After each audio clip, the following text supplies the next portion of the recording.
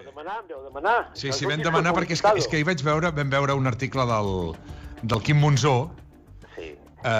Com sempre, que ella saps que és una persona que té del morro fi, Sí. I molt fi. I toca la remena fi. Que feia uns calamars... Explicava, era un article que feia ell, que recomano, com sempre, els del Quim a l'avantguàrdia, els del Monzó a l'avantguàrdia, que anava dels calamars amb ceba.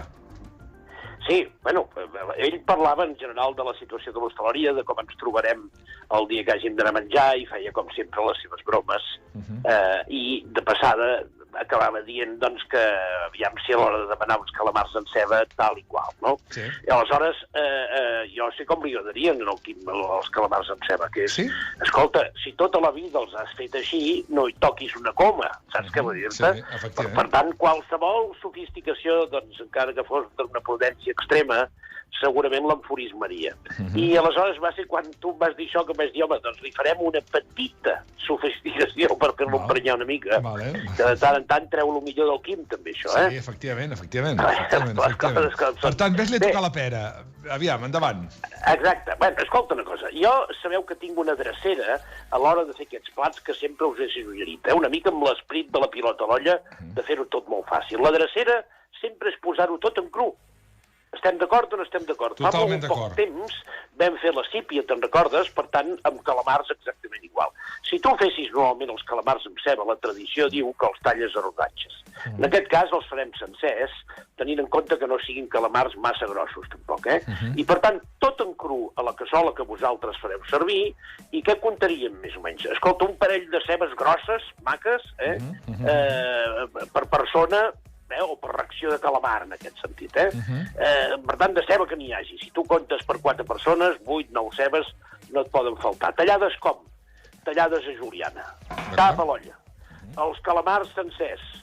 Cap a l'olla. Sencers vull dir que heu tret les potes i les aletes, que també estan per allà, que fan el seu paper, i que, per tant, tu tens la canana, pràcticament, del calamar sencera, sal pebrada. Cap a dins. Fulles de llaurer. A mi m'agrada molt el llaurer, amb tots els plats d'aquests mariners. M'agrada fins i tot que es noti, no allò que diguis que hi ha un petit aroma, no. Petit aroma ni punyetes, que n'hi hagi.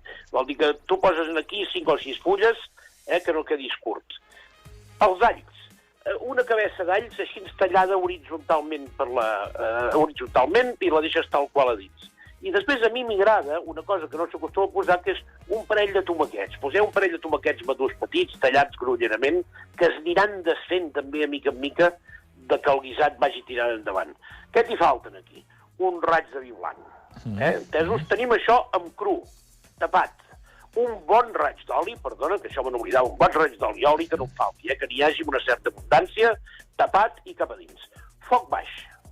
Tu ja te'n pots anar donant una volteta i de tant en tant obres la cassola, treus la tapadora, remenes bé perquè la cocció de la ceba es vagi fent d'una manera uniforme. Què passarà amb aquesta ceba? Que anirà passant per diversos estadis. Primer semblarà el primer punt que tindrem, allò que arribarem al pico, que en diuen ara, la desescalada, serà quan veiem la ceba que és quasi confitada com un cavall d'àngel, però encara no té color. Sí. Necessitem que estigui més estona.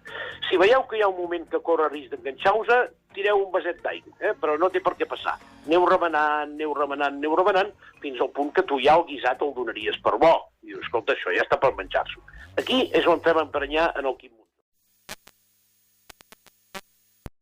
Traiem els calamars, els separem, ho deixem refredar tot, colem ben bé la ceba, amb la qual ens sudarà sucs i oli, que és el que tornem a posar a la cassola, guardem aquests sucs i aquest oli i tindrem la ceba una mica més ajuda.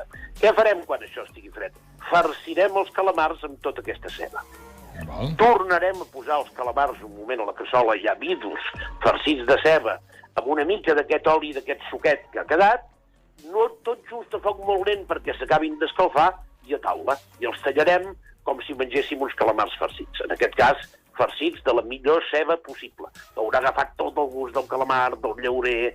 Serà extraordinària. Molt bé. Apuntat queda, espero que el Quim Monzó també. Encara que li agafi una emprenyada. Cuida't, fins ara, Fermí. Salut, adéu, que vagi bé.